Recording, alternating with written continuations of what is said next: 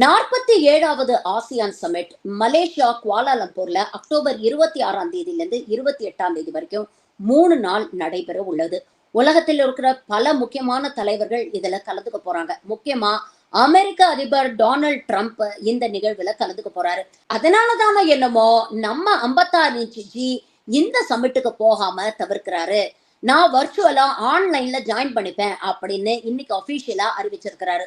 மோடிக்கு பதிலா external affairs minister Jaishankar அவர்கள் இந்த சமிட்டை அட்டென்ட் பண்ணுவாரு அப்படின்னு தெரிவிக்கப்பட்டிருக்கு. அபிஷியலா இதுக்கு என்ன காரணம் சொல்றாங்க அப்படின்னா, இங்க இந்தியாவுல இன்னும் தீபாவளி செலிப்ரேஷன்ஸ் எல்லாம் நடந்துகிட்டு இருக்கு. பீகார்ல வேற தேர்தல் வரப்போகுது. அதனால நம்ம ஜி ரொம்ப பிஸியா இருக்கிறாரு. அதனால அட்டென்ட் பண்ண முடியல அப்படின்னு சொல்றாங்க.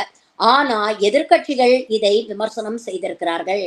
டொனால்ட் ட்ரம்ப்பை நேருக்கு நேர் சந்திக்க தைரியம் இல்லாம தான் மோடி இந்த சந்திப்பை அவாய்ட் பண்ணணும் அப்படிங்கிறதுக்காக தான் இந்த சம்மிட்டுக்கு போகாம இருக்கிறாரு. ஏன்னா வழக்கம் போல டொனால்ட் ட்ரம்ப் நம்ம ஜிய மேடையில வச்சுக்கிட்டே இந்தியா பாகிஸ்தான் போற நான் தான் நிறுத்தினேன் அப்படின்னு ஏதாவது உளறி கொட்டினார்னா அதை சமாளிக்க நம்ம ஜியால முடியுமா இல்லையா அப்படிங்கிறது ஒரு பெரிய கேள்விக்குறி.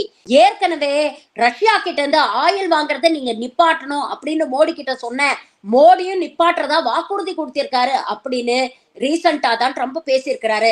இந்த மாதிரி ஏதாவது ஒரு ஏடாகூடமான விஷயத்தை அவர் மேடையில பேசி மோடிக்கு ஏதாவது தர்ம சங்கடம் ஏற்பட்டுருமோ அப்படின்னு பயந்துகிட்டு தான் மோடி இந்த ஏசியான் சம்மிட்டுக்கு போறதை தவிர்க்கிறாரு அப்படிங்கிற விமர்சனத்தை வைக்கிறாங்க.